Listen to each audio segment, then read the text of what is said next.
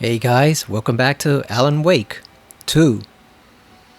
We are going to continue on with Alan's side of the story. Oh boy, it's been a long time since we last played this game. I've been too busy playing the Silent Hill 2 remake and a bit of Astrobot. Also finished up Alone in the Dark. So I figured we might as well return to this and see how far we get. I think we're very close to the end. There's probably only maybe a couple hours left, or maybe like 3 or 4 hours left at the most, so let's dive right into it.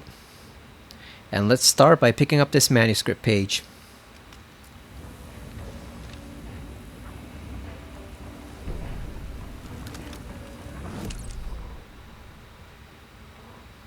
The 81st Annual Deer Fest was just around the corner. Everyone in Bright Falls was bustling. There were banners to be hung, pies baked, deer masks sold. Bright Falls had made the top 100 American small town lists for its modest, rustic charm. The town expected a lot of tourists this year, but a shadow hung over the Deer Fest preparations. The forecast promised rain. Fearful whispers promised more murders. The police were on high alert. Sheriff Breaker had deputies patrolling the streets at night. Bright Falls was no stranger to odd happenings, but to cancel Deerfest? Out of the question. The townsfolk were anxious, their anticipation mixed with fear. People had restless dreams. The lights seemed dimmer. Floodwater pressed in on the town, and the shadows poured in with it. It seems like the subtitles were a little delayed there.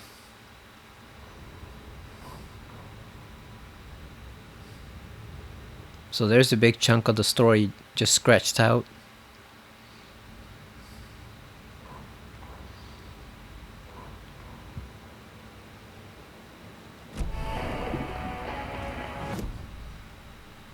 Okay, so the goals are give the clicker a wake, go to the sheriff's station, and we also gotta investigate the previously flooded area. But I said I was gonna switch over to wake, so yeah, let's get to his side of the story in the dark place and see what he's been up to. Because we've already played plenty of Saga, so let's just switch over to Alan for the next couple videos.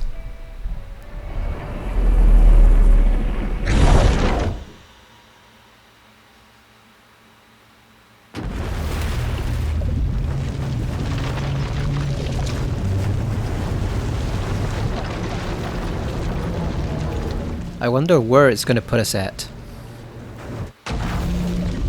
Like, are we in the sheriff's station or are we still in the dark place? Okay, so we're still in the dark place. Okay. So this was before he came back. And what are our goals? Oh, find Alice and get to Parliament Tower. There's Ati with his janitor band. I wonder if those guys suspect or even know what he is. Or do they think he's just another older retiree hanging around that place? How do we access the menu again? I completely forgot. Okay, it's triangle. We're full on stuff. I wonder if we should put something back. Yeah, I think the flare gun ammo, we're gonna put some of that back. Because we need at least one empty space. So we're gonna put this one back. We got a lot of flare gun ammo. So we're gonna put that one back. I think that's all we can get rid of for now. Okay, so we gotta make it back to Parliament Tower, which was the apartment building we visited before.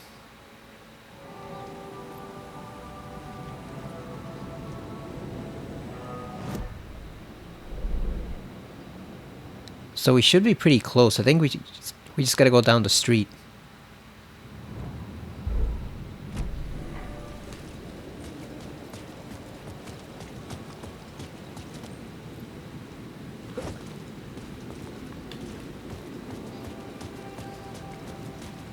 How are you all doing?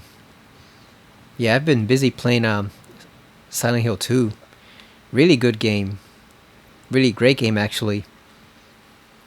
It has some minor flaws. You know, I have some minor quibbles with it, but other than that, is pretty damn good. Definitely the best Silent Hill game released in quite a while. Probably since Origin, and it's way better than Silent Hill Origins. Oh, the statue almost looks like the statue's covered in blood. Well, that's because it is. Is that really blood or is it paint? I can't tell.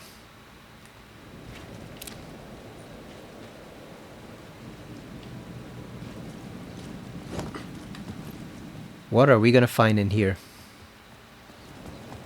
I gotta get used to the controls a bit, just because I've been away from it for so long.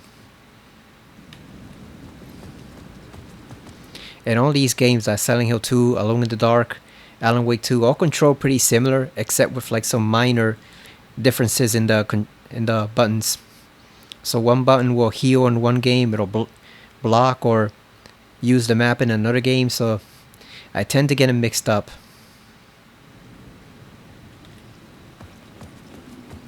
But I also want to finish this because with Black Friday coming along, if the Alan Wake 2 physical edition goes on sale, I want to be able to get it so I can start playing the DLC. I heard the first 3 scenarios are not that good, but apparently the lake house is pretty good, so I want to check that out. But I can't do it until I finish this version of the game. We haven't even done the second playthrough, which is where you get more story content.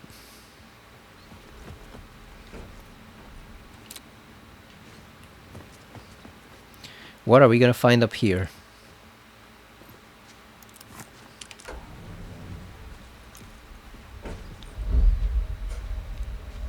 Someone said on the Silent Hill 2 Reddit, I believe, how easily Silent Hill 2 defeated Alan Wake 2. But the thing is, I don't think it really defeated it because one, they came out months apart. What the hell? Go to hell! I think she's fighting with Scratch. Alright, return. Initiation 6. I think this might be the last chapter for Alan in the Dark Place. I think after that we might switch over to the Sheriff's Station. Yeah, somebody was pointing out, like they said, they found it ironic how easily Silent Hill 2 defeated Alan Wake 2. But the thing is, they came out months apart. Like, Silent Hill 2 just came out in October, and Alan Wake was already from, like, what, October of last year? So it was almost a year apart, actually. So it's not really in direct competition at all. And secondly, the thing is, one of the reasons why Silent Hill 2 is doing much better than Alan Wake 2 is because Silent Hill 2 actually released a goddamn physical edition. You know, people could actually go into a store and buy it, or order it from the local Best Buy or Walmart or wherever and buy it. You know, they didn't have to go directly to PSN or Steam or whatever. Well, I guess not Steam, but the Epic Game Store to buy this damn thing. So, of course, it's going to have an advantage. It has an actual physical disc that you can buy.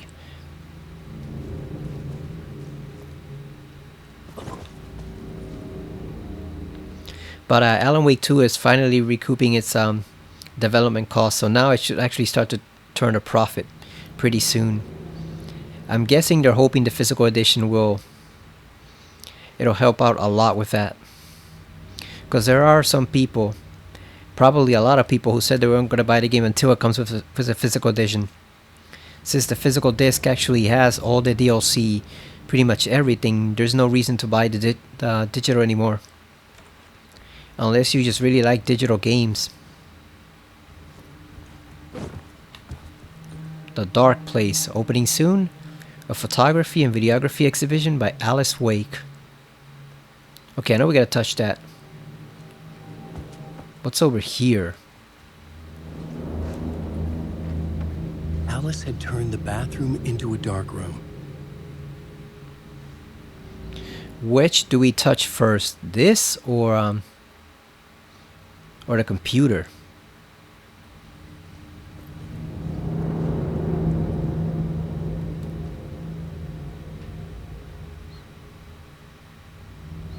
No such things as too personal. The photos are me. Just need to show a glimpse, make you see what's beneath the surface. Oh, there he is. There's Mr. Scratch right there. Is that dead Alan Wake on the left hand side? I think that's the one you get whenever he dies, right?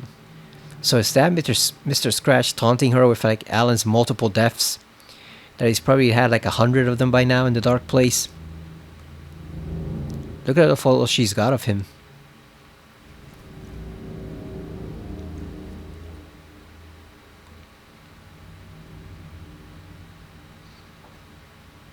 Yeah, that's definitely Alan dead in the upper left hand corner.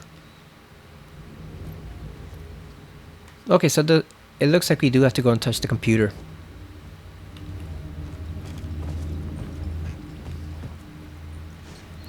How is this going to end? I thought it was going to end with Alan still trapped in the dark place, but now I'm not so sure.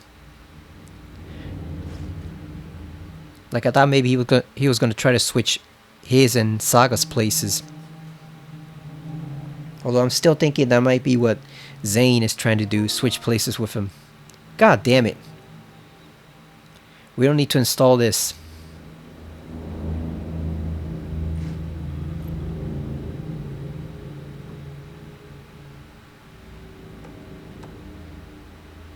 So these are emails from Barry.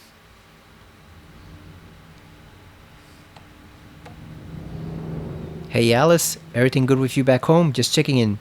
Tried to call you but couldn't reach you. You're probably just deep in your creative process. I know how you artists get when you're in the middle of your projects, everything else disappears.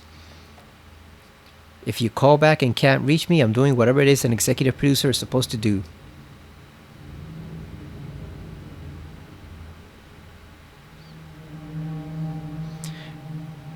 Still a mystery to me. Oh, and if you want to help with anything business related to your exhibition, just say the word. Your pal Barry. Hey Alice, sharks circling. They now want to turn what happened to Al into a movie and or a TV show and or get this a fucking video game. I told them to fuck off. Also, in case you hear about this from someone else, a true crime writer named Tammy Booker is working on a book about Al. I hunted down her publisher and told him we'll sue. Don't worry, I've got you covered. Your pal Barry. That's kind of similar to what they did in The Matrix in the last movie, where they turned basically Neo's life story into like a bunch of video games and movies and stuff like that. The machines, they basically took his life and turned it into like a whole entertainment phenomenon. So they went meta on us. You know, we're watching a movie about Neo discovering that his life has been turned into another movie and the actual video game.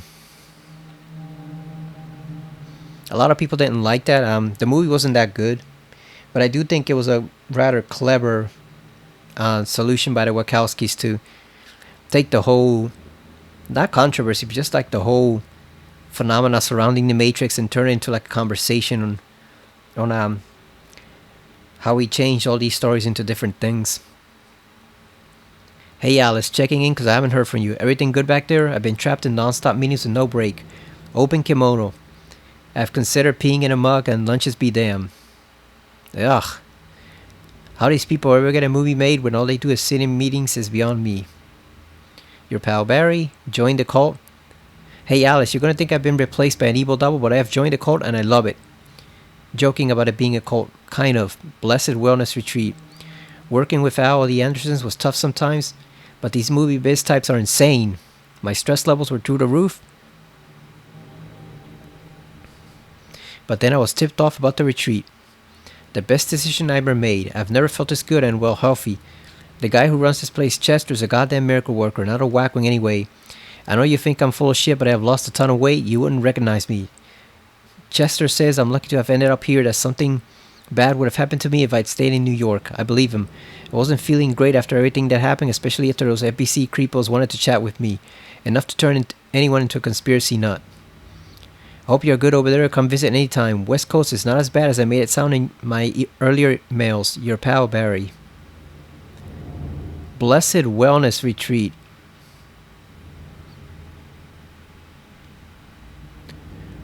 Oh.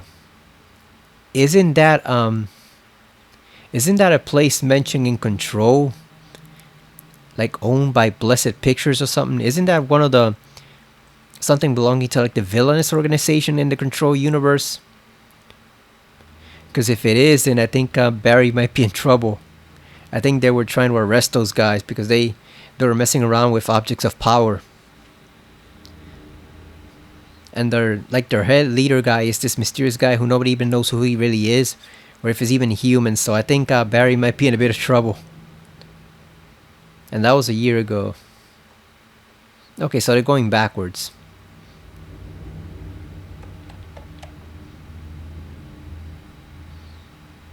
Hey Alice, I'm more a fish out of water in Hollywood than I ever was in the Pacific Northwest wilderness. These yuppies with their glow-in-the-dark teeth couldn't be more fake if they had 6 fingers.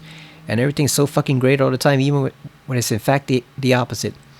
More than once I've thrown up in my mouth during meetings with these movie exec jerks.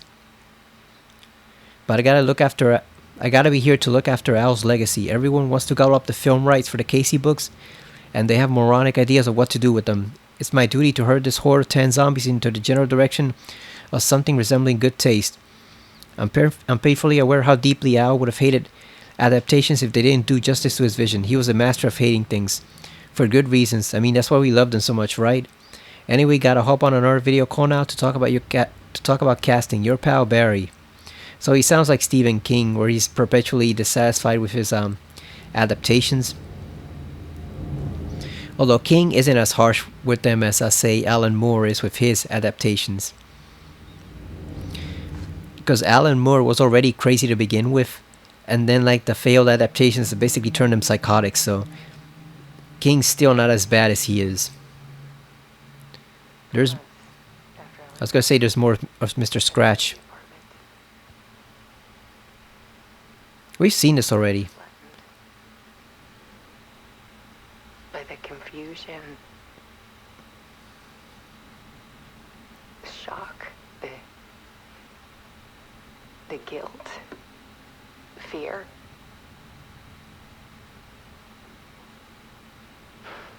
I could barely get out of bed.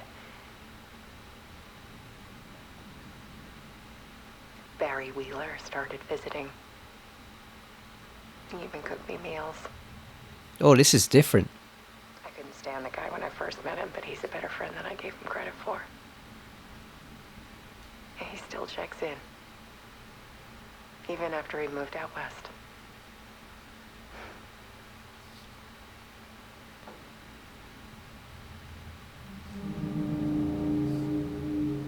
So Barry sounded relatively okay in the last emails, but if that retreat center does belong to like the guys from that blessed organization, yeah, eventually he's gonna run into trouble. Because those guys are psychopaths and they may not even be human according to the files in Control, so who the hell knows what's up with that organization. It consumed the apartment. Her whole life.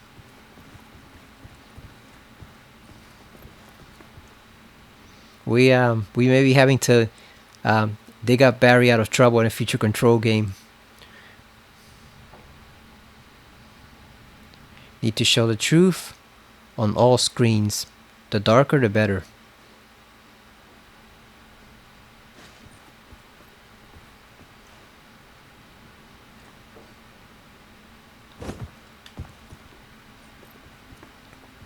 When's he gonna show up? Because he's probably gonna give us some type of jump scare. Okay, we already saw that message written on the board over here. Oh, there's another TV.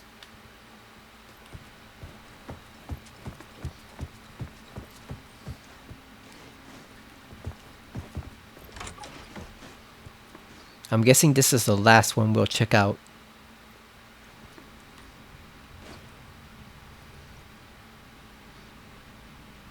Connection through pain, pain through love. No boundaries, be ruthless.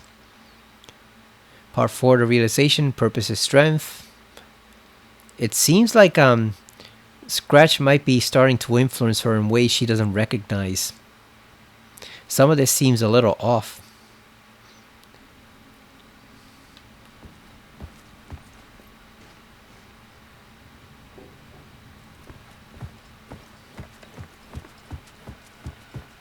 Let's see what this one says. Oh, who's that? Oh, it's still her. One morning, I saw a deer soar past my bedroom window. It was a balloon of some cartoon animal. And I looked out at the street below, and I saw a little girl crying. Like losing that balloon had just ended her whole world. It was the perfect image of the horror of caring. And that's when I got myself out of bed. And I picked up my camera.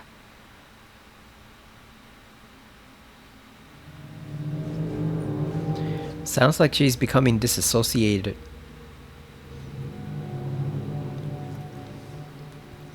Is that a little deer statue over there, like a little deer wooden figurine?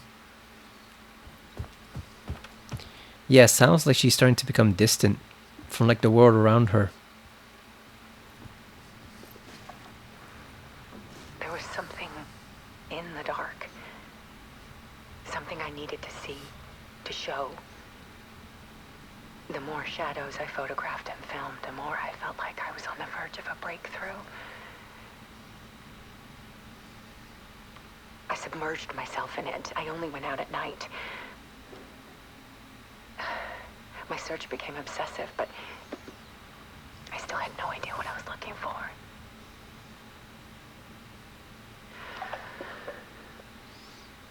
So what would happen if Scratch escapes into the real world and also succeeds in overwriting the story? Like, would it just cause the world to end? Like, what exactly is his plan? There's a world hidden behind ours. A dark tide ebbing and flowing against reality. Faces in the shadows. Fear of the dark is really just fear of what could be, that vast, paralyzing ocean. But photography can freeze reality in a snapshot, put a cage around the infinite and capture it. I need to prove those faces are really there. Yeah, we know there's multiple ones. Thanks to Control, we know there's multiple dimensions. That's what the slides were all. Each slide was like a glimpse or a window or doorway into a whole separate dimension. And there were like 6 of them. So I'm guessing the dark place is one of them, and then the hiss, wherever they came from, that's another separate dimension. And then you have others too. The one that had some type of monster called the Not Mother in it, that's a separate one. Alright, here he is again.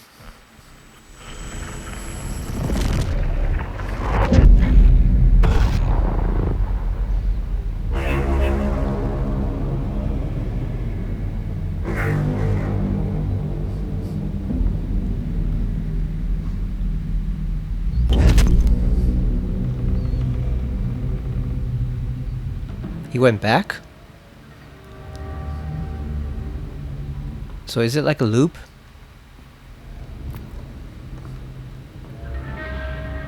Well, we know it's a loop, but I mean, did he just loop back to the writer's room?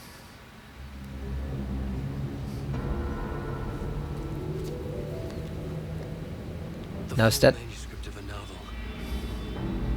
Return. A horror story about the dark presence escaping from the dark place, taking over Bright Falls. I couldn't remember writing it. I had not written it. I would never write this. I knew who had. Scratch. A monster with my face. If this story came true, Scratch would get out, people would die. Destroying the manuscript, it wouldn't stop it from happening. I would have to fix it, edit it. I could not change the genre of the story. I'd have to work within the constraints set by Scratch. I needed someone in the story to fight the darkness. Saga Anderson. I kept seeing her in my visions. She was already in Bright Falls, already involved, but she was not in Return. Not yet. I'd write her in. Try to stop Scratch within the limits of the horror story. It was almost impossible. It was taking too long. I had not reached the end.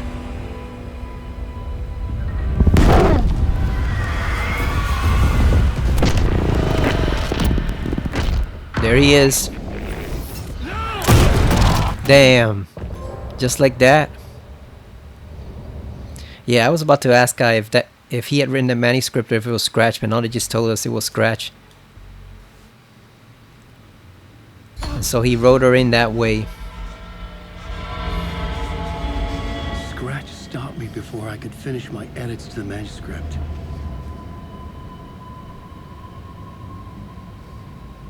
The memory of my edits was already fading. Terrible things would happen if the manuscript came true. Scratch was there, at Parliament Tower, undoing my work.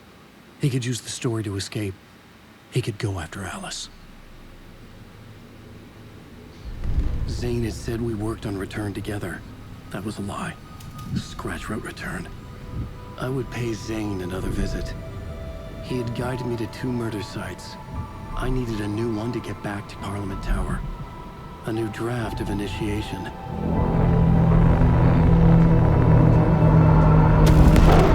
And he wrote Saga's daughter in too. Alan, you bastard. Oh, so basically, yeah, that wasn't Alan at all at the hotel. That was Scratch. He was just masquerading as Alan. No wonder. Because it didn't make sense for Alan to go on like a binge fest like he did. And whatever he got up to with Zane in that hotel room. So of course it makes sense that that wasn't him. That was Scratch just posing as him.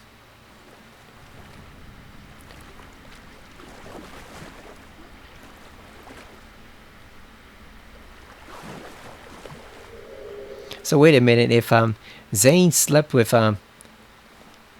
Alan supposedly in that room, or did whatever else, who the hell knows what inside that hotel room? Does that mean that he slept with Mr. Scratch? Or he was doing drugs with Mr. Scratch? You know, it was never Alan, it was always him. Did he get some of that dark booty from Mr. Scratch?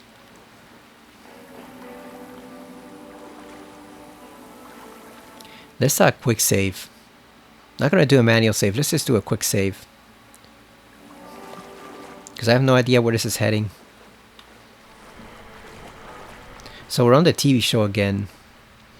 I'm still wondering if we're gonna figure out what Mr. Door is. Is he or is he not the guy from Quantum Break?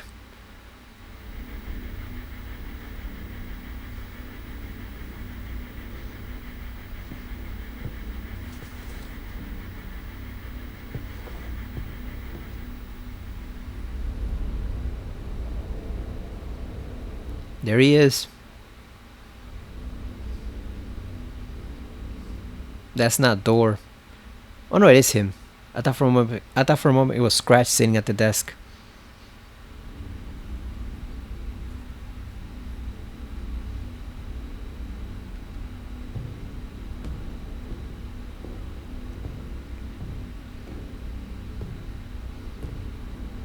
I don't have time for this, so let's get it over with. Tell me, was this all fake? A show? No one said otherwise, Mr. Wake. It was to indulge you, but we can stop pretending now. Masks come off. Oh, I wouldn't go that far. I don't even think you know who's under your mask, but you know how to make things difficult for yourself. All these rules, endless, convoluted loops you insist on going through. You are so lucky, you know. There are so many people helping you. Armies of people. Myself. Your wife. Alice. I need to get to her. She's in danger. She is. Because of you. And so is someone important to me, someone you pulled into this. You keep opening doors, peeking in, reaching through to get what you want, and that puts you in my path. I don't know what you're talking about. I have to go now. Maybe you will make it through this time. This has gone on long enough. This and our night springs, it was a nice distraction. It's time someone gave me a straight answer here. The next time we meet, circumstances will be very different. And you would do well to return the favor by playing your part. Or stay out of my way, Mr. Wig.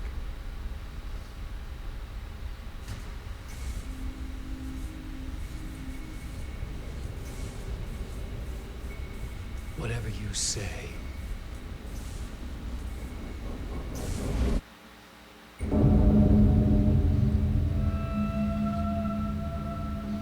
Door, Zane, the masks were finally coming off. Was it a sign I was closer to escaping? I had no time to waste. I knew it. He is Saga's father, isn't he? That's why he said Alan pulled in someone close to him. That must have been what pissed him off and what caused him to come all the way here. Because like he said, her mother never talked about him. The Andersons said they had a whole bunch of problems with him. They basically called him a bastard. And then on top of that, like I said, from what little we know of, from what little Tor actually told us, it sounded like a time traveler or someone planning like several steps ahead, trying to guide events in a certain direction. So I knew he had to be connected to her somehow. I guess I could still be wrong, but I'm pretty sure at this point that he is Saga's father. And that's why he came here in the first place. Because it just pissed him off that Alan wrote his daughter into the story. And by extension, his granddaughter. I mean, that would piss anyone off, no matter who you were, whether you were a human or a god. Or whatever else Mr. Door is. Like, he's obviously not influenced by the dark place because he can move freely here. So I'm guessing, like I said, that is the specific reason why he came here and did this whole facade, because he just got pissed off that Alan wrote someone close to him into this horror story. So yeah, he hasn't spelled it out yet, but I'm pretty sure, 98% sure, that guy is Saga Anderson's father. And he's a time traveler too, or whatever else he's become. How do we switch on the flashlight? I completely forgot. It's been so long since I played this game. Okay, circle. We press circle to switch it on. Because I want to see if those guys disappear or not.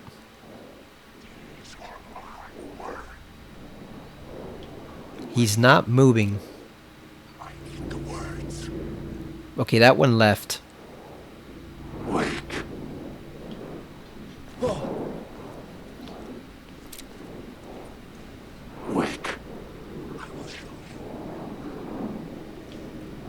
Oh, they're not moving.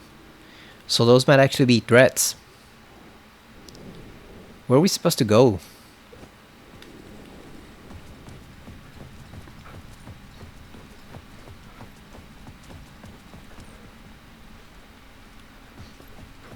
Yeah, because the whole time I'm wondering what's his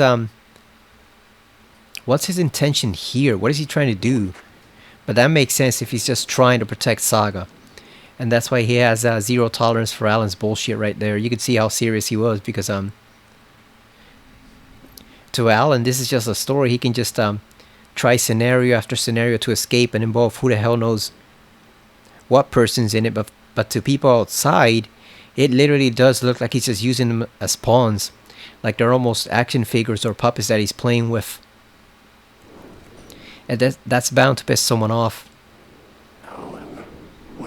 That's bound to piss Jessie off if she discovers he's doing that with her FBC agents. That would piss her the hell off too. Okay, they can't go into the light. I hope. The door was locked. He just had to narrate that one line. The door was locked? Really? Ooh.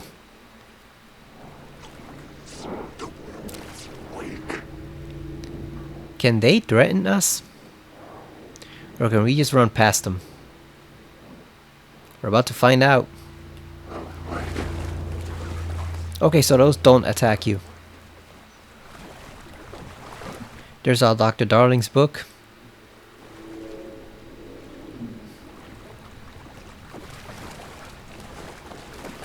But wait a minute. If Thomas Zane wrote Return alongside Scratch, I was thinking that Zane didn't know who he is, but what if he does know? What if he's like I said, intentionally trying to take Alan's place, so leave Alan here, stuck in this dimension, and then he'll just be the one who escapes outside. Because he used to be benevolent, but now I'm not so sure. I think this time in the dark place has probably changed him. So now I'm thinking about it. What if he wrote that story with Scratch intentionally, and he knows full well that wasn't Alan? So yeah, Thomas Zane he might actually be a villain.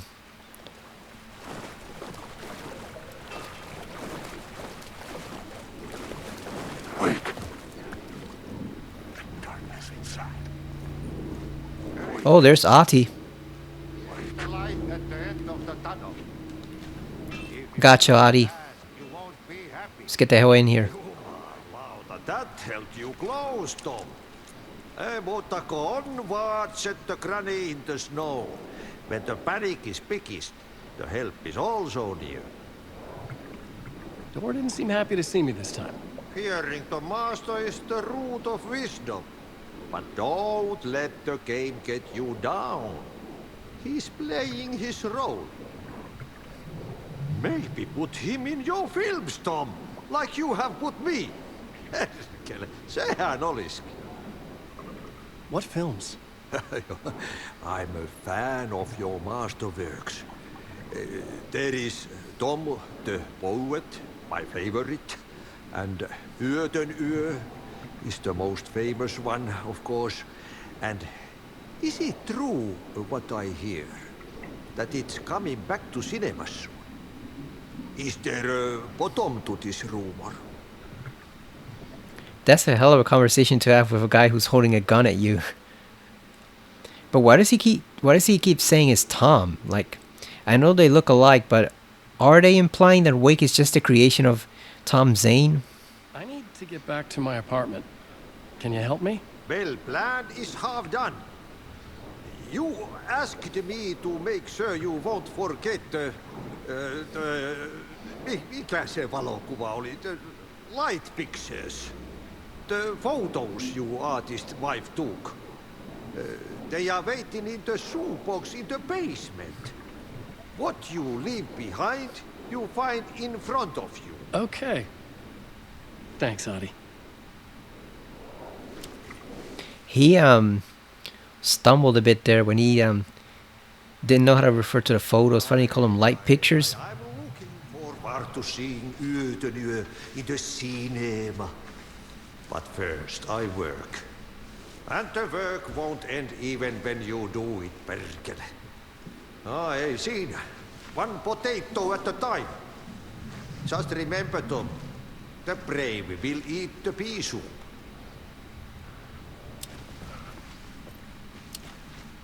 Yeah, so he stumbled there, so that you can tell he's not really human because he stumbled over a simple thing as pictures or like the photos. He didn't know how to describe them.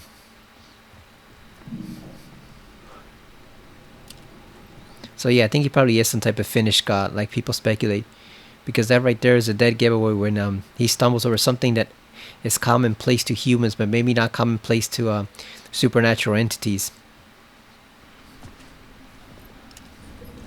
Like Ati has a greater understanding of the world, but at the same time, I think he might not quite get some of its technical details.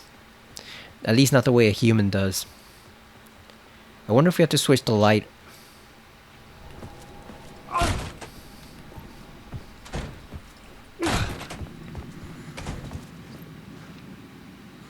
Like I said before in multiple videos, I think Adi might actually have enough power to get him out of there by himself. But I think that would be taking the easy way out. I think he wants Alan to learn and get out of there using his own ingenuity. It wouldn't be fair if Adi just plucks him out of that dimension and puts him back at, say, like the FBC or in his apartment. I think he wants Alan to figure out for himself how to get out of there. Because Adi can obviously move through it at will. He could just go back and forth between this and the real world and then the oldest house in Control. But I think he wants Alan to use his brain and find a workable solution to getting out, or to getting out of this place, rather than just Adi snapping his fingers and transporting him out, because he could probably do that. You probably could do it like Q does in Star Trek, just snap your fingers and you can transport someone anywhere. I imagine he has enough raw power to do that, but again, that would be cheating because Alan wouldn't learn a thing. Alan has to find out for himself how to get out of here. Okay, so we do have to switch. What do you mean no charges?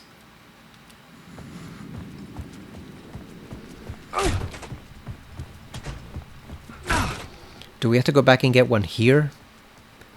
What do you mean it has no charges?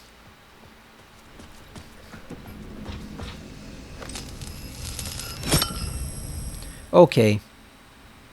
Now we have one.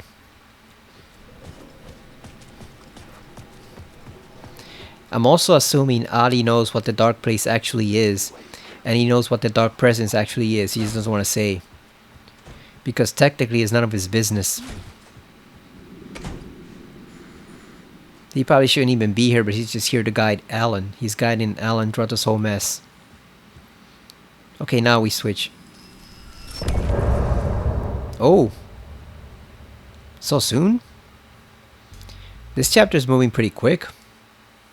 Like I said, I thought there was only like a couple hours left, so I'm probably right. Behind the mask. Yeah, I think there might be what, like 8 for Alan, so we might be in the last chapter. And then from then on, we gotta go back to Saga. Oh, there's a puddle in case we want to go back to Saga. But not yet. We've only been with Alan for 41 minutes, so I'm going to keep going a little longer, especially if this is the last one here and then it just switches over to the sheriff's station. We might as well finish it off, or at least try to. Well, let's do a manual save.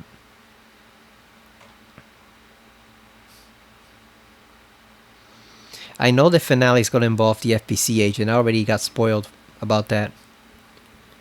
Which is not a big deal because that's what I figured, that's their job, to fight stuff like this. So of course they would be involved in the finale.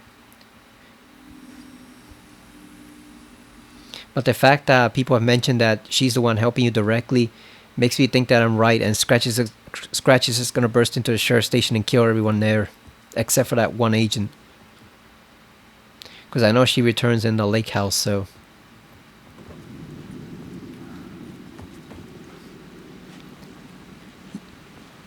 I think that's the biggest mystery in the game. Like, who exactly is Alan Wake? Like, is he really an author like we thought he was? Or is he actually a creation of someone else? Like, is he, you know, within the game world, like, is he actually a creation of Thomas Zane? And that's why he looks like him.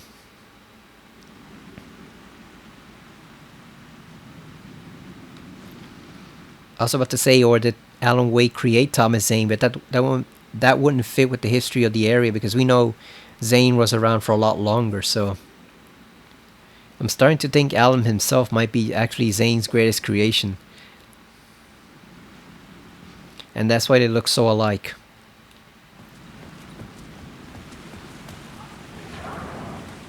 To get to Parliament Tower, I needed to find a murder site. Zane would know where to find one. Oh, we gotta go back to the hotel? Really? Are we gonna get ambushed by Mr. Scratch there? Oh, there's a lot of them. They're everywhere now.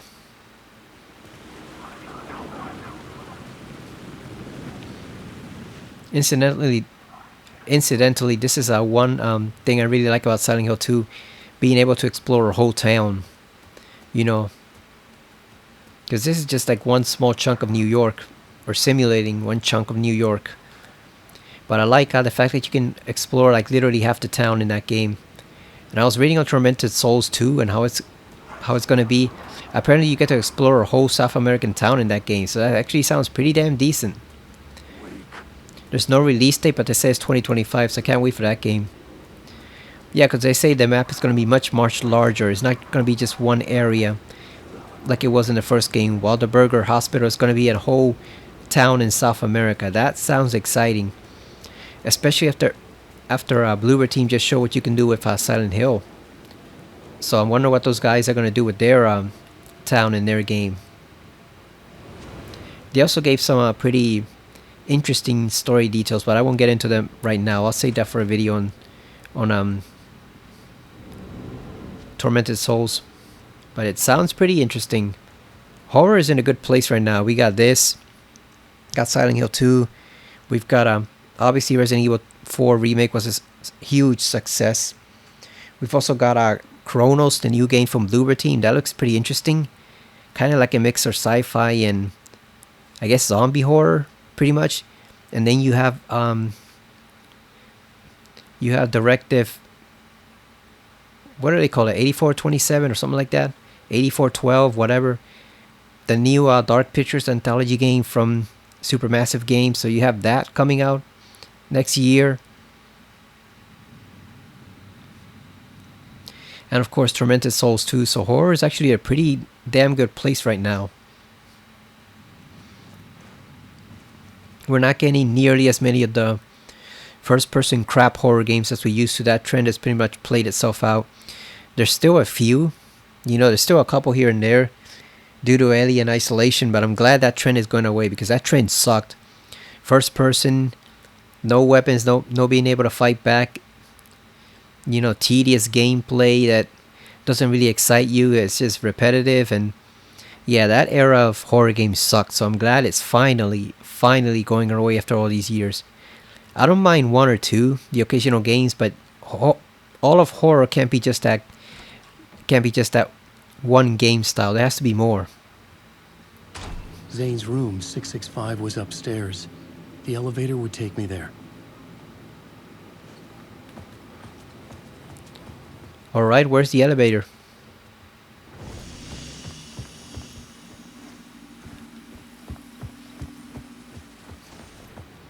Where is the elevator?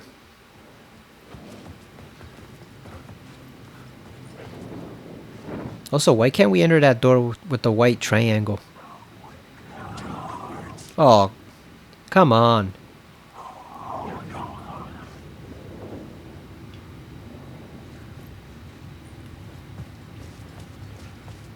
Yeah, where is the elevator? I don't see it. Did we miss these during the first time here, or is that new?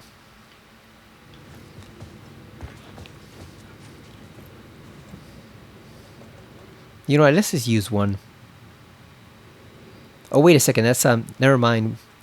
We're gonna switch out the trauma pads. We're gonna use instead the drugs over there.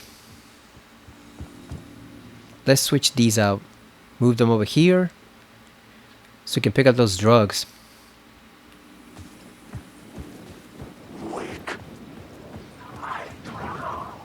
Someone speculated on the Silent Hill wiki that it probably wouldn't make sense for Konami to be developing just a remake of the second game and then wait 3 or 4 more years to do the other one. That they might be working on a remake for the first game already. I hope that's true, because that would be pretty cool if just out of nowhere they announced a Silent Hill 1 remake next year. That would be pretty awesome. Or 4 or 3. I'll take 8 or I'll take any one of those. But yeah, it might be just like Resident Evil, where they were working on the remake simultaneously. So they had the remake for 2, and at the same time they had the remake for 3 going on. But the problem there was that they half-assed the remake for 3. That's why it wasn't good. But maybe Konami can do better with Silent Hill 1. Because that game definitely needs an update. It definitely needs some love and care put into it after all these years.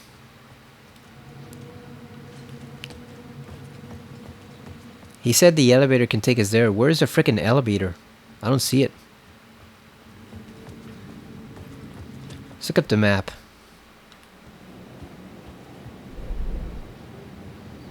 Okay, we're in room 666. Second floor, first floor. Access to Sky Bridge. Final scene. Oh, is it over here? In the reception area?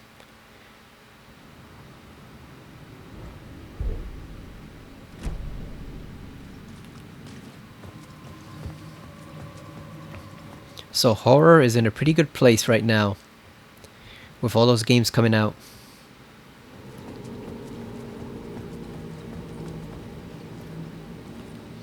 I wonder if Capcom will ever give in to the fans and do Dino Crisis remake, that's what a lot of fans want.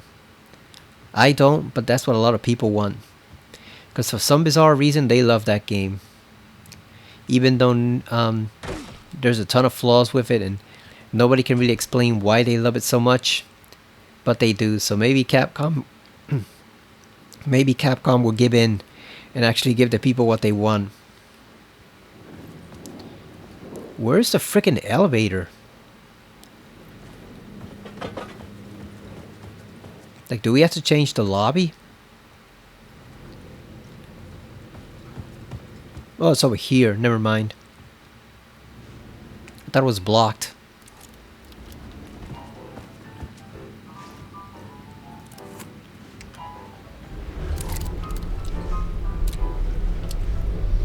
What's gonna ambush us here?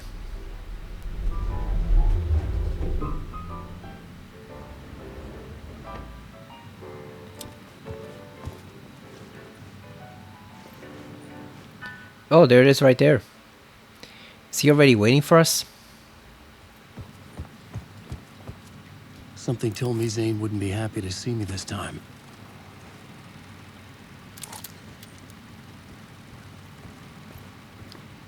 Oh yeah, there he is right there.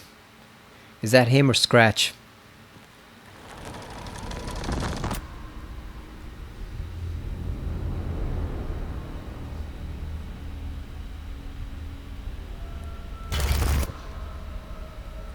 I'm in control now.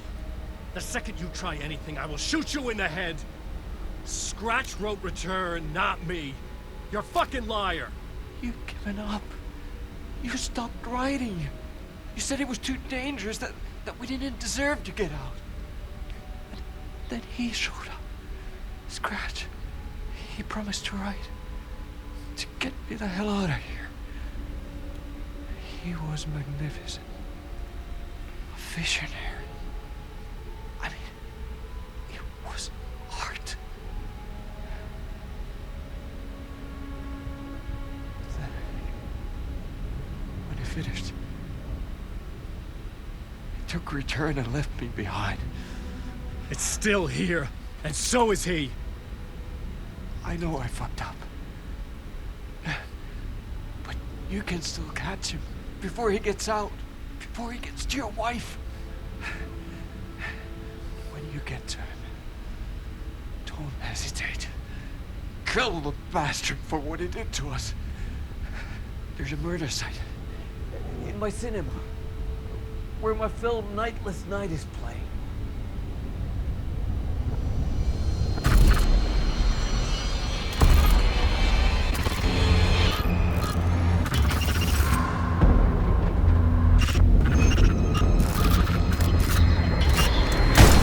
Damn. So much for Thomas Zane. I told you not to try anything.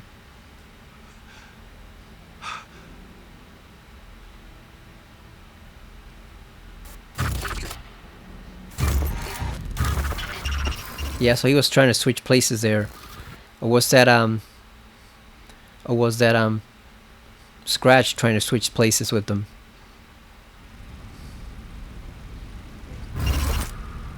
Oh, mercy. Thousands have gone missing.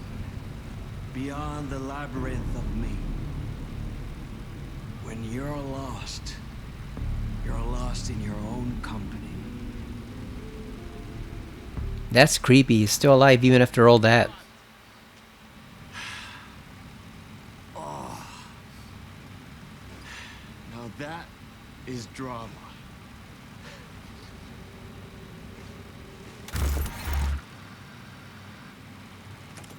The funny thing is he's supposed to be this Questions about Zane, but I had more pressing concerns.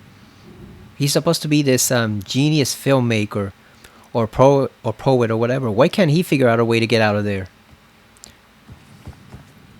How come Alan is succeeding much closer to getting out of here than he is, even though he's been there for like 60 or 70 years? Zane's film, Initiation 8. I had to find the movie theater Poets Cinema. The next murder site was there. Zane had created the film in tandem with Return. to escape the dark place. Also, they wrote a combination film and novel. I guess had to cover every single base, huh? But yeah, if he's supposed to be this genius visionary, why couldn't he get out of here? Like, he's been here for like 60 or 80 years, however long it's been. He's been here way longer than Alan Wake. Why did he need Alan to get out?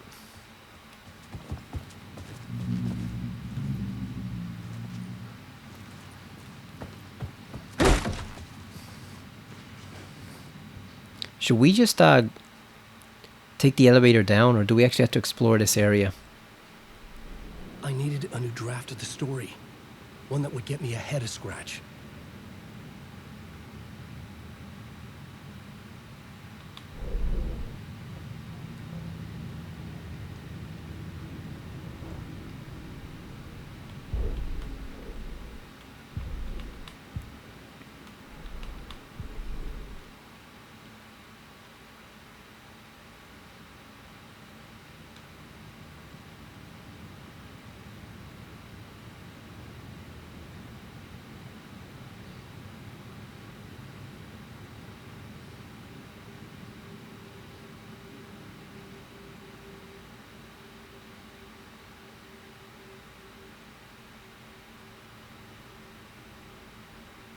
My stories had not created anyone. The power of the dark place changed lives, messed up lives, real lives, but I could not stop now or else darkness would win. I did not know who or what Door was, not a talk show host, but I did not create him. An entity affecting the story from outside, affecting me, not the only one. Yeah, so like I said, he interfered there probably because Alan wrote his daughter into it. That's why he's pissed off. And I'm guessing the reason why he was attracted to her mother was probably because of her psychic ability, right? That's what attracted her to him in the first place. And that's why he and the Andersons never got along, because the Andersons sensed there was something off about him. Something they couldn't put their finger on. Little did they know he was like some type of entity similar to the one they had already encountered before. The Dark Presence. So I guess we have to search out the cinema and out in the city.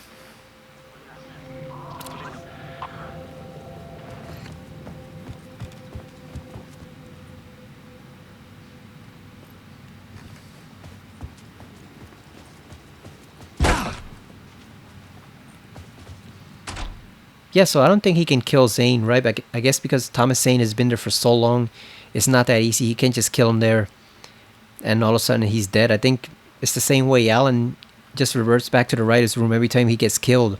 He can't really die, so I guess that's the true hell of this place. You're stuck there for basically eternity. Yeah, anyone would go crazy in that situation. Especially Zane, who's been there for decades. I could see the searchlight beams of the movie theater on the far side of the plaza. Oh yeah, there it is, right over there. Let's go save again. Because we can. Might as well.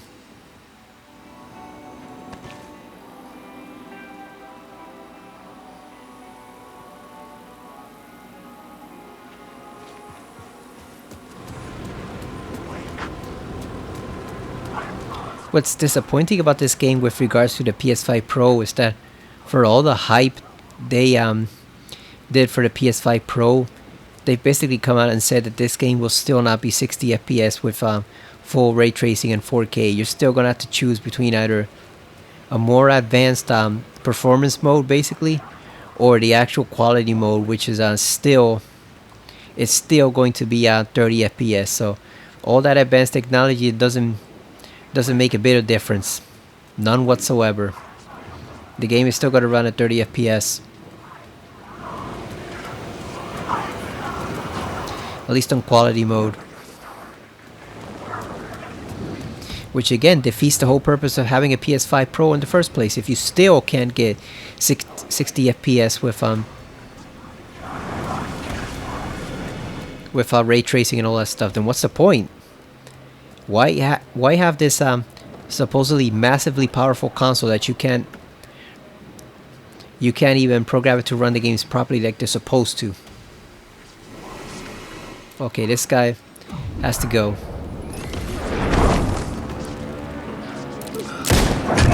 What the hell? Oh, back off.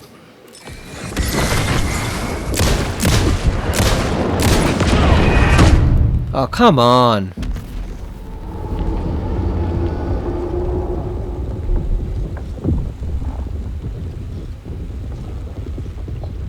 I hate those guys. The way they can just ambush you like that, I hate it.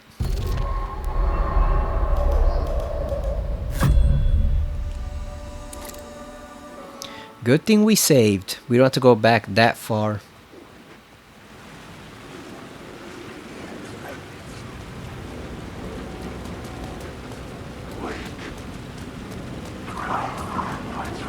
Oh, he also said he wrote Night Springs. So I'm guessing those are the 3 DLCs. He also wrote that too. With a scratch. Oh no, Night Springs was Door. He was the one who wrote that.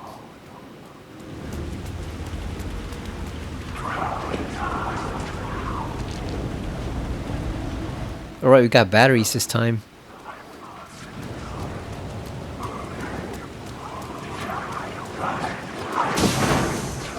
I'm going to switch over to the shotgun this time, or the rifle, whatever that thing is.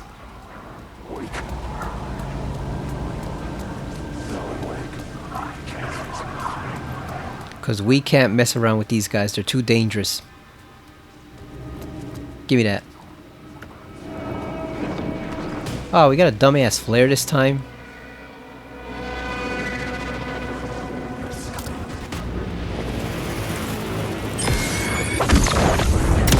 There you go. Come on, motherfucker.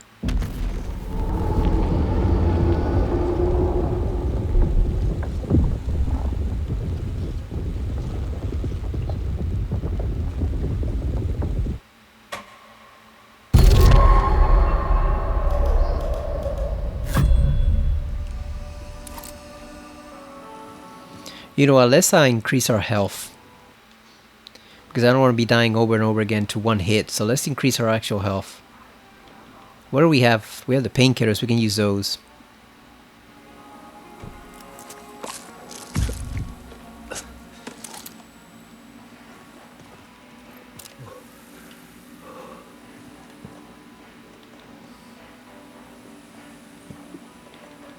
Let's put the lone flare over here. In case we pick up more health.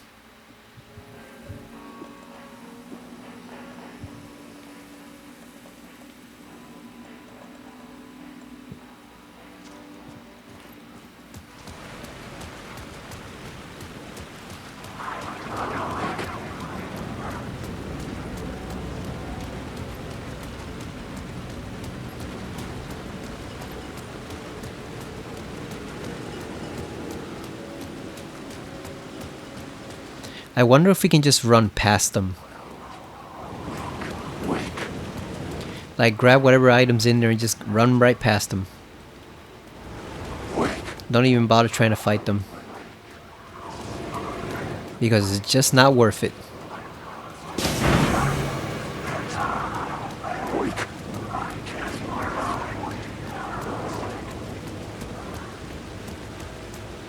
Too bad you can't just bust open the cars and get more resources like in Silent Hill 2, where they have bullets and health in the cars. Give me that health. Yeah, let's just get the hell out of here.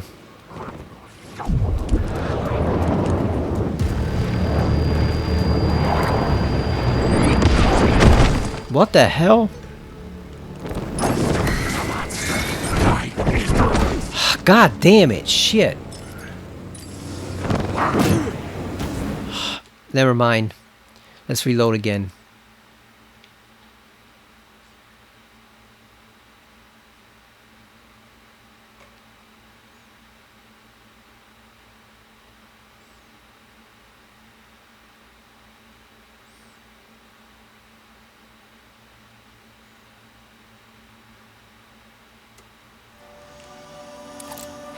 So is that just a trap for suckers pretty much?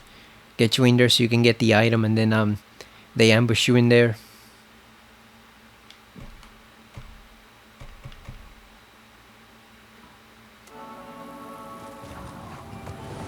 I think it is just for suckers, isn't it?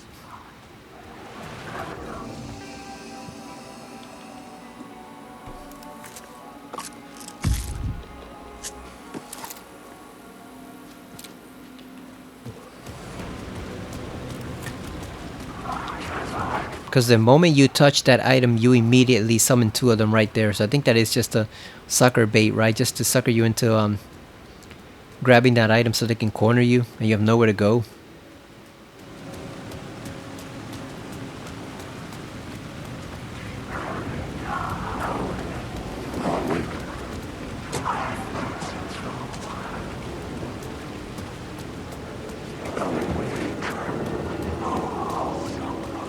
What sucks is you don't even know which one of them are actually going to attack you.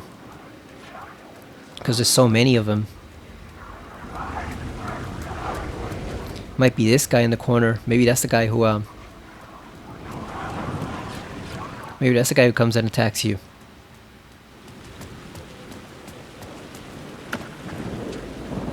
Damn, they're in shit this time. There we go. Jackass.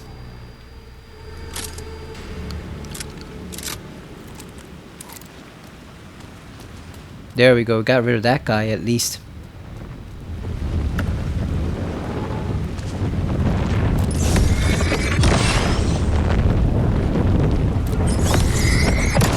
Yeah, let's break that barrier before more of them come over here.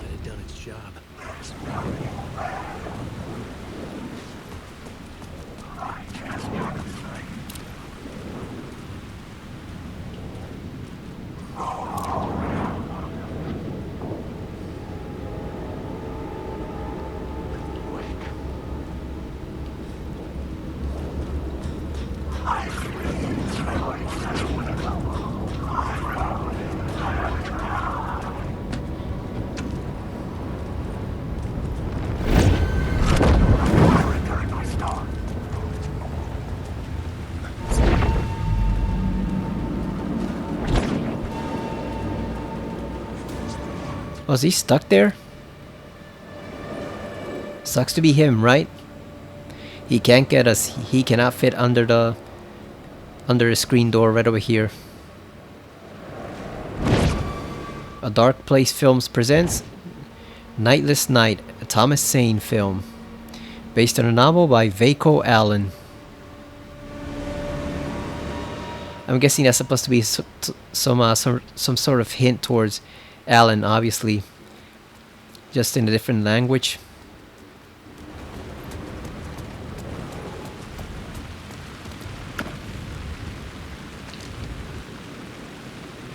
Mazzareno's Pizzeria. Damn, they've even got pizza in the Dark Place. I guess so he doesn't starve.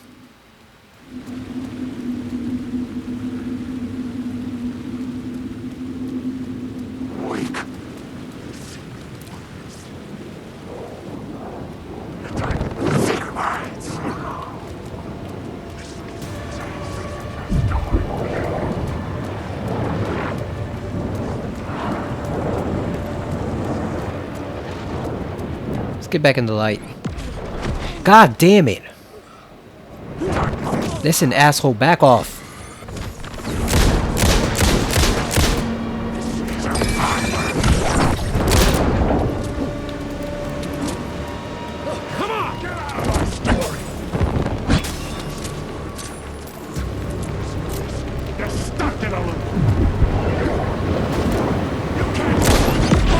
God damn it.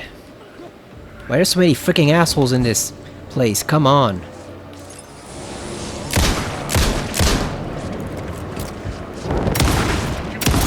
Shadows control the darkness.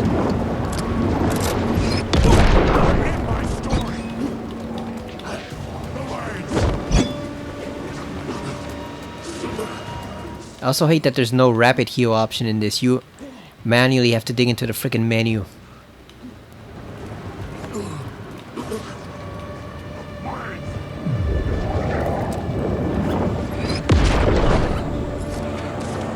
And it takes so long too. It's so slow.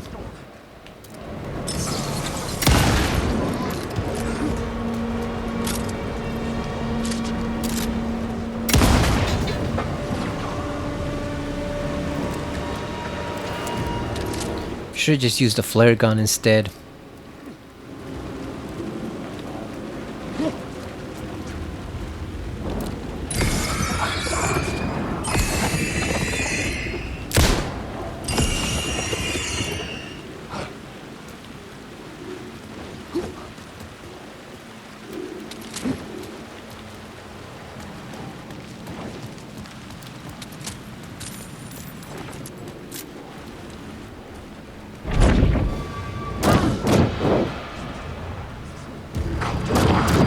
I wanted to check if there were batteries over there, but it's not worth it. Because there's no way to get around that guy.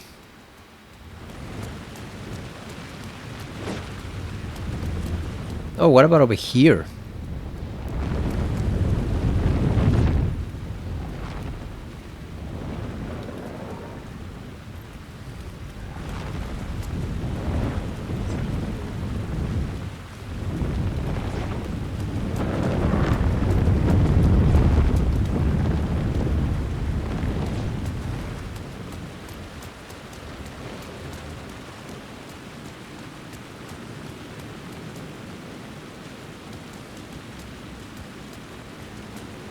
There's a ladder over here.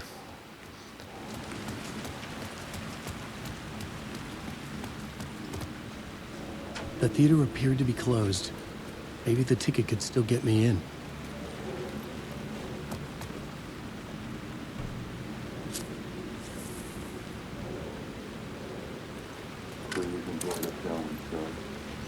Well, before that, we're gonna go check out this ladder over here. I want to see what's up there. Maybe we can get back a battery.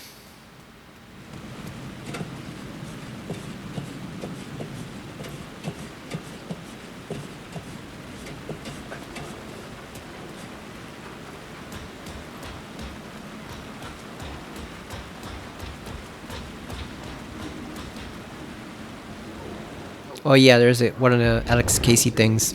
God made us in his image. Just like us, he is an uncaring, cruel son of a bitch. Having made it in heaven, he doesn't want us there, dirtying up all that nice white upholstery. And he doesn't want to reach down to help us.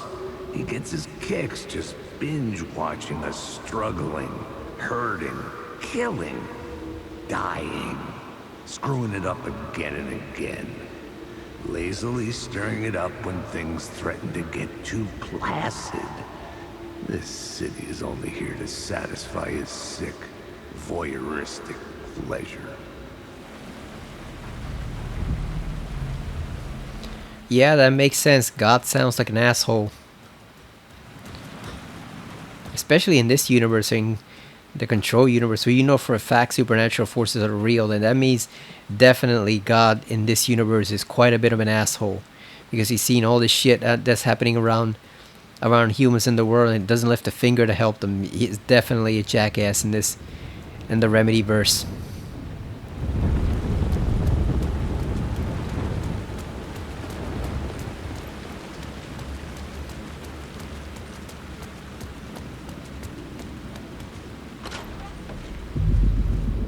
Oh, we got another one here. The cinema lobby was a gateway to other realities on the silver screen. I could set a scene here. First, we got to do that Alex Casey portion, Alan, before we start messing around with anything else. Where's the other one?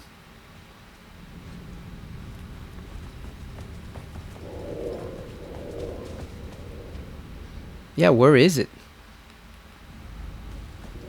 Do we have to go up here? So we can see the dot floating right there, but I can't see where we're supposed to align it with. Oh, here it is.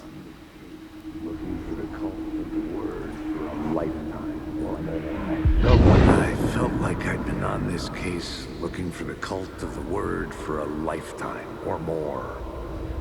The only case I'd ever been on.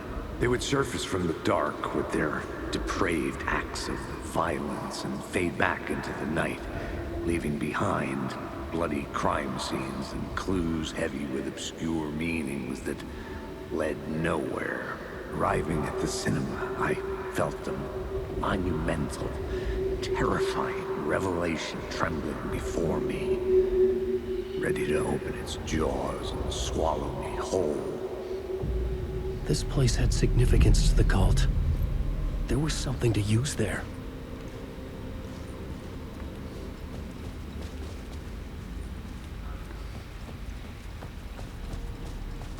Good old Sam Lake, aka Alex Casey. People are wondering what they're gonna do with that now for the Max Payne remakes. Now that what is his name? James McCaffrey has sadly passed away. They wonder what they're gonna use for his voice. Are they just gonna go Metal Gear style, like Konami's doing now with Metal Gear Delta? Or are they just gonna reuse the old recordings, or are they gonna try to get someone who sounds like him to fill in some of the blanks? Because they can probably use the old recordings, but I haven't played those games, so I don't know if they can use all of them. They might be able to use some, but I don't know if they can use the whole recording tracks for the games. Unless they're just one-for-one remakes, kind of like our RE1 remake is. Like, you know, you don't really change anything except, like, expand it. The question, how do you run from an idea, from a thought, from a story that lives in your head? You can't escape your fears. You carry your monsters with you. The devil on your back, it's in you. You're running right back to it. A loop. I have to stop. Stop running. Stop writing. I won't write another word. It's too dangerous. Only horror comes out of it. People get hurt. I will let the currents of this ocean wash me away. But what if I forget why I stopped? What if I forget I stopped at all that is fucked up? If that happens, I'll start writing again. Did I stop writing at some point? I can't stop. There's too much at stake. So that was when he pretty much gave up.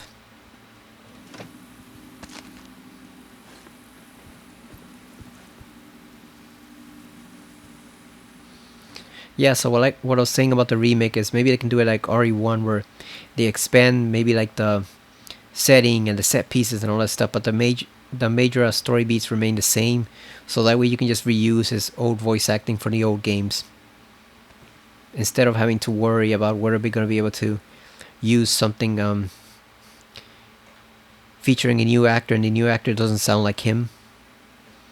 Because sometimes you get lucky and you get a voice actor that sounds almost exactly like the previous guy, but then other times you notice a huge difference. So I'm curious to see how they're going to handle it. We need to dig out some batteries. Let's just move one over here so that we have at least something to fight back with. Move this flare because we don't need it. Oh, we still got the light grenades.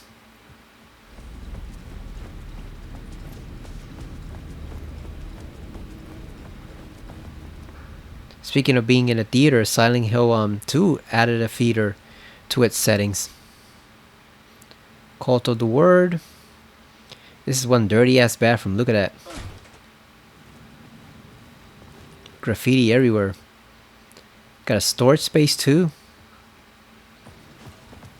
What's in the closet over here? Nothing. Zip. Oh, got supplies. Nice. Give me that. What do you mean it's full? God damn, we gotta go back. That is BS. What do you mean it's full? Oh, the box is right over here.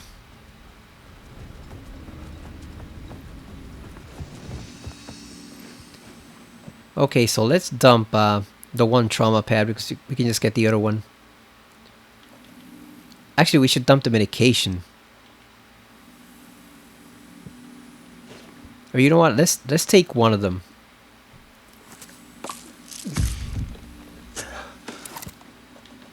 We're gonna move this one here. Gonna move this over here. And the light grenade, or the flashbang, we're also gonna move it. And the bullet for the flare gun. That should give us enough space to actually go and get those remaining 2 items.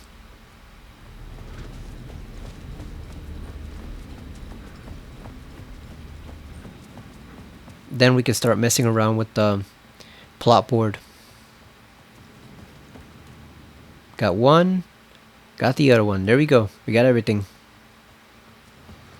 Yeah, I have not played the original Max Payne games. I've only played a bit of 3, which I know was done by Rockstar, so it's not really the same. Look at that, it's like something tried to crawl out from underneath the stall.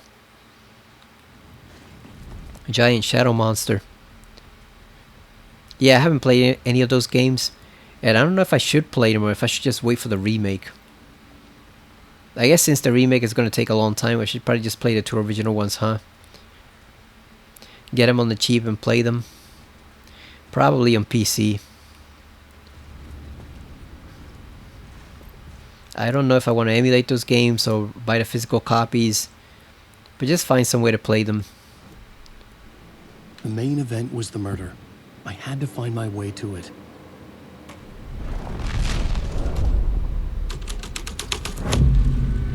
All right. Step toward the murder site.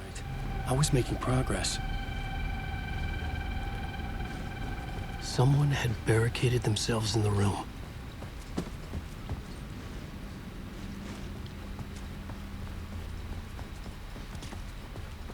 That's a neat mechanic, the way you can switch environments and settings using the plot board. But it's also easy to overuse it too. You can see how easy it is to lose track of it and end up needing to use it too many times in certain areas where you have to constantly be switching back and forth between the two. Mainly at the Ocean View Hotel, that was probably the worst part. Because it's a neat idea, but at the same time you don't want to use it every 5 minutes. Then it just becomes tedious. So you gotta find the way back there.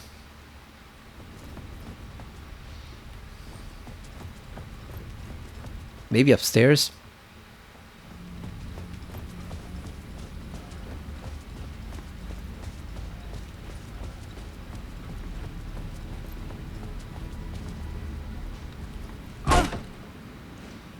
Oh yeah, here we go.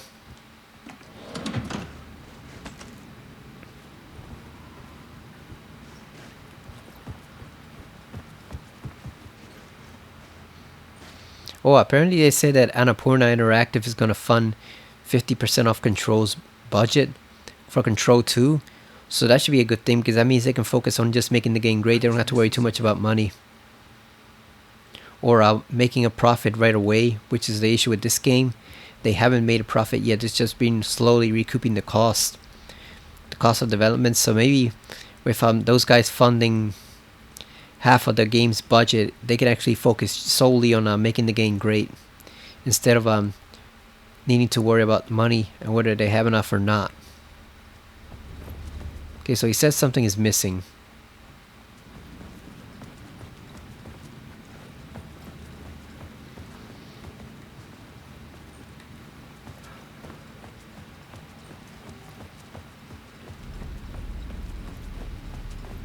So what are we not seeing?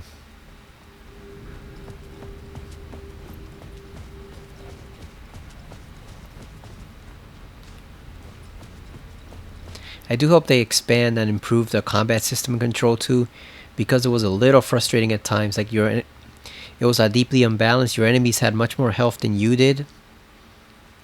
Jesse could only take a few hits, but sometimes it took like 10 or 15 bullets to kill just one of them. So they would just completely overwhelm you, especially the heavier enemies that floated around in the sky, like the guys with rocks or the guys who threw themselves at you and exploded. They would easily take out a huge chunk of your health, if not kill you outright. So hopefully they improve a bit on the combat and Control 2, so that they can make it as fun as the actual story, because the actual story itself was great. It's the combat that needs a lot of work. And I've heard people say that's generally the weakest area of Remedy's games, the combat. The storytelling is great, the games look good, They run smoothly, it's just the combat that needs a lot more work.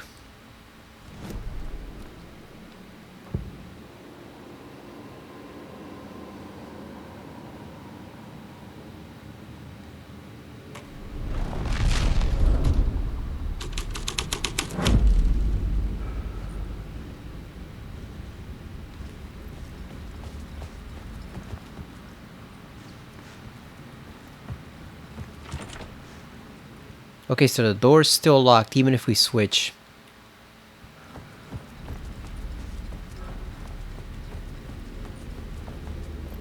And that's just the way we came.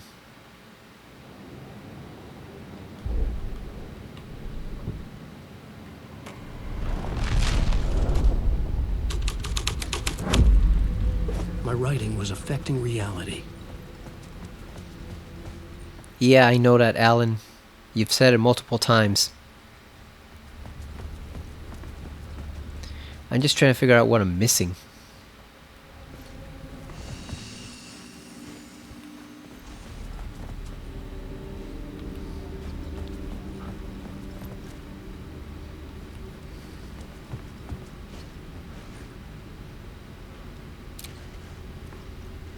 Because he said they barricaded themselves in here.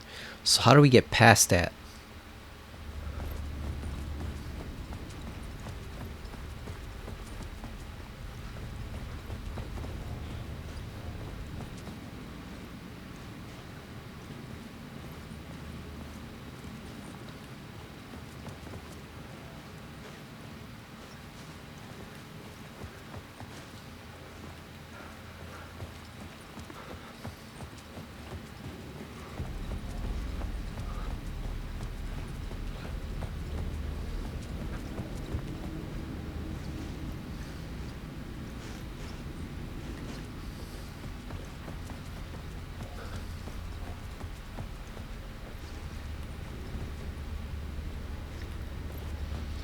Yeah, I don't know. Because the door upstairs is locked, so we can't get past that door. This one here is locked. And I don't see any other area we can go.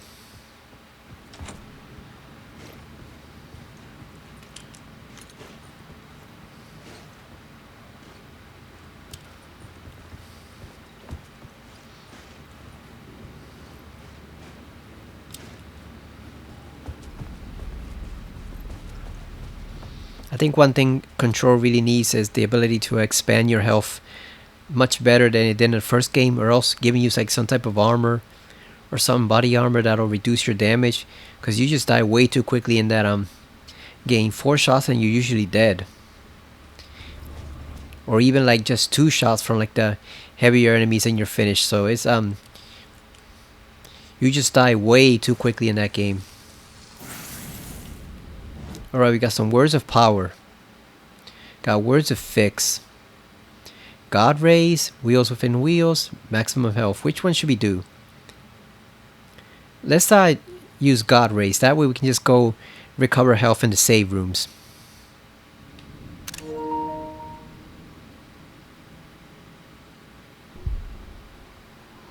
Alright, look at that. We can also go to 69%. 69, so fine. That would come in handy because, like I said, that way we could just go into the save room and recover health. Whereas if we only have 15% extra health, like the first option, that's still requiring us to use an actual health item. It's better to just recover the health from over here. We don't notice it down. We don't notice it now because we healed earlier using the painkiller pills, but I think it should give you what, like almost half your health back. That's pretty useful.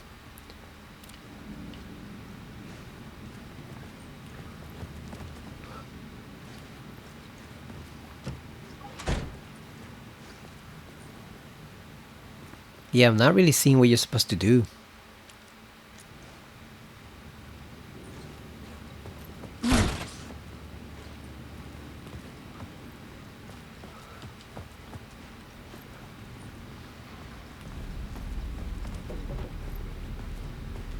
Not really seeing how you knock down the barricade. Unless you just shoot it. Maybe?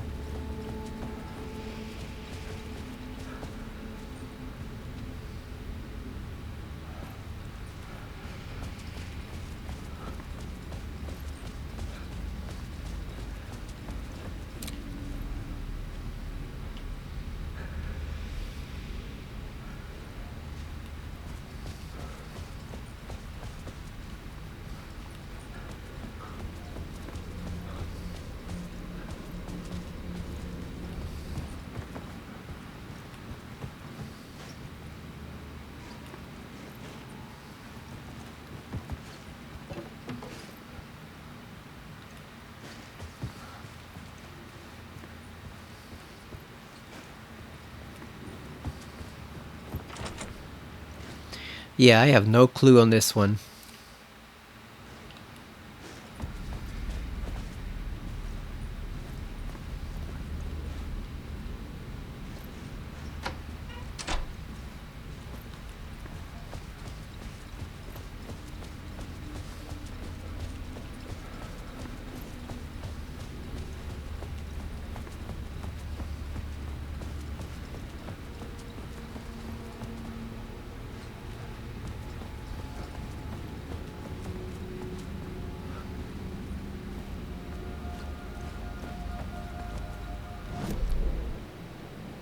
Because what happens if you switch over here? Like, maybe you could get inside?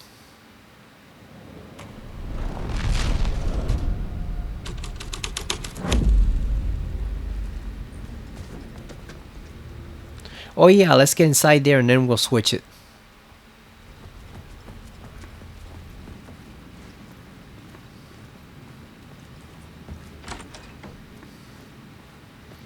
Yeah, because we didn't even check this whole area. Got the Port Cinema map.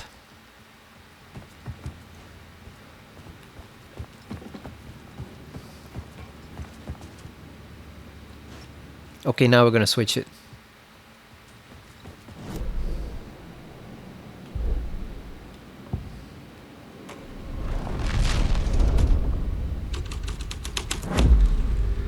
Alright, we got inside. In the same.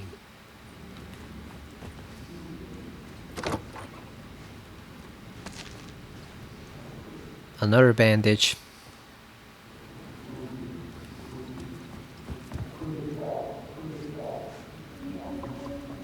Okay, here we go. We gotta align these two. God damn, we still can't pick that up.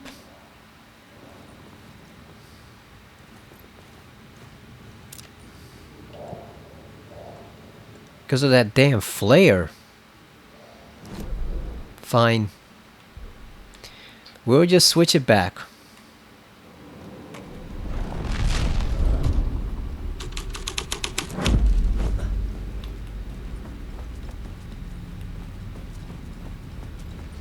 We'll switch it back just to get that one health item. You know what? Let's move the two over here.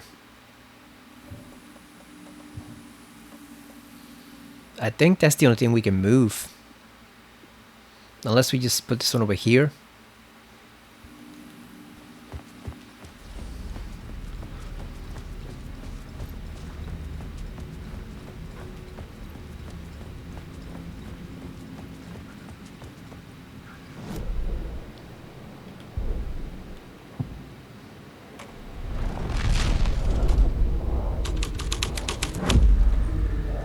All right. Where's the other items? Okay, we got the health pack. Might as well get the extra flare. Let's see if we can align these.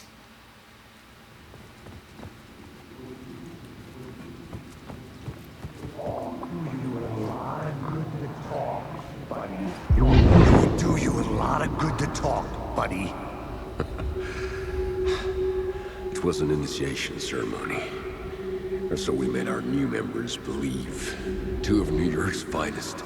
They had performed endless favors to earn their place among us. We had something special waiting for them.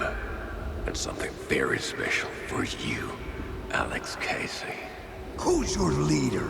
Alan Wake? Scratch? Zane? Give me a name! You will meet him soon enough. There was no end to the corruption. It fit the genre, so I'd use it.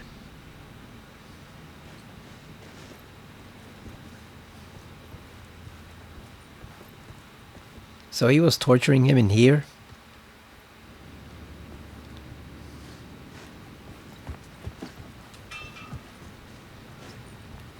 He also sounds a lot cheesy in his performance as Alex Casey here. I wonder if that's intentional. Like he's an exaggeration of the real Alex Casey.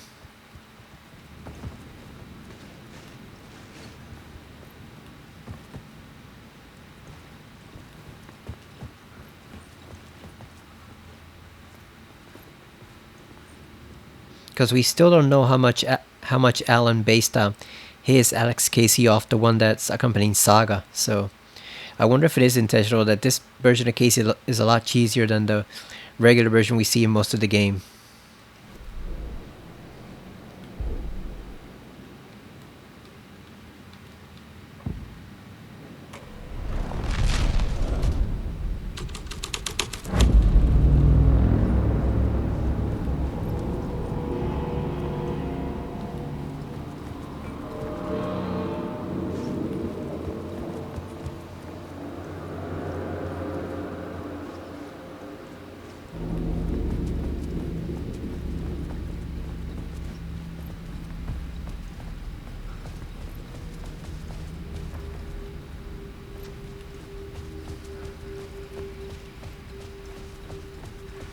Oh, it opened up more of the area. Is it both sides or just that one? Okay, it is both sides.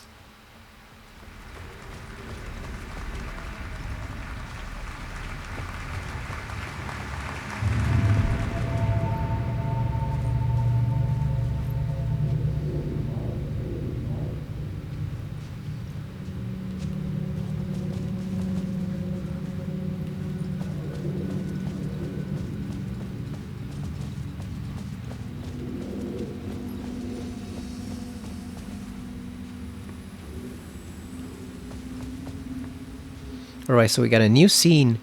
We also got another safe haven here. Or at least another place to use the lamp. But you know what? I think I'm going to go downstairs and I'm going to save because it's over an hour and a half right now. It's almost 2 hours. So that's that seems like a good stopping point at this moment. Because if we really only have like just one chapter left for Alan and then we switch over to Saga, we might as well just finish it off in the next segment. So we're just going to save over here for now. Make a quick save, and then we're also going to do a manual save over here. Because we did, what, like 2 or 3 videos with Saga, so we might as well do a couple with Alan. So we'll wait until next time to finish off his segment here. I'm going to save over this one.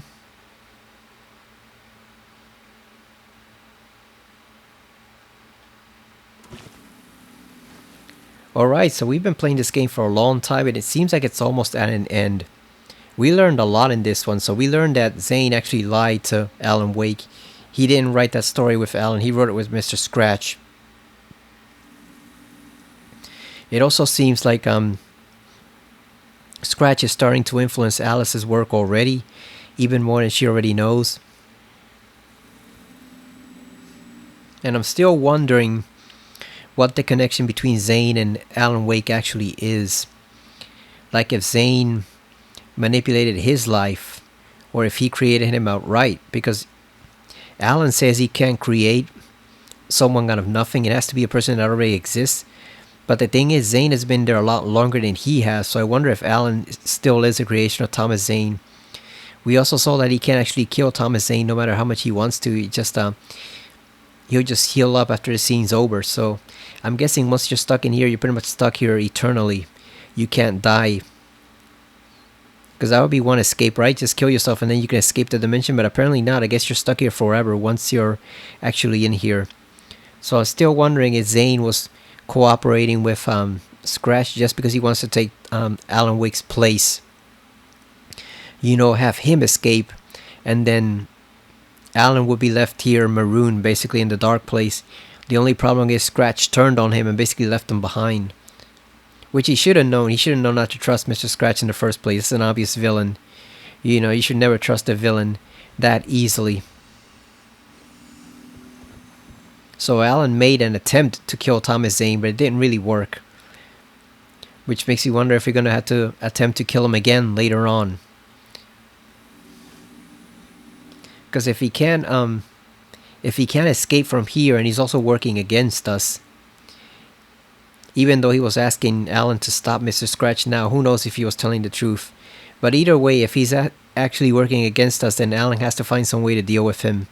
Even if he can't kill him outright, he has to find some way to stop his influence. And we also learned a little more about Mr. Door. Like I said, and my theory is that he is actually Saga's father. That's why he was so angry that Alan wrote her into the story. But I'm still also wondering exactly what he is. Because if he is that character from Quantum Break, then I think he used to be a time traveler, right? I'm guessing he's not anymore. He's become something far more than human. So I'm wondering now what he is. Because we know he has some relation to Saga at least, but I'm also wondering what exactly is he at this point. And there's still the issue of Dr. Darling and where he's transmitting from, so I wonder if they're going to bring that up again, or if that's something that's going to be covered in the DLC with Jesse or something else like that. I wonder if we're going to see him again, but either way, it looks like we're getting to the end of this game.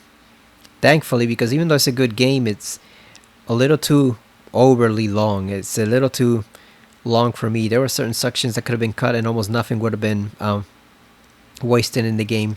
They're just solely to pad out the running time there. So when we come back next time, we're going to give one more attempt to finish off Alan's side of the story, at least with regards to the Dark Place. And then after that, we'll return to Saga and hopefully finish out the whole game. But yeah, that's it for now. My next video will probably be either Astrobot or more of Silent Hill 2. I was thinking of playing Resident Evil, the original remake, on the PS4, but I don't know if we're going to record it or not. But I'm definitely going to do those, and then maybe a Tormented Souls video. So thank you for watching, and I will see you again next time on Alan Wake 2 on the PS5. See you later.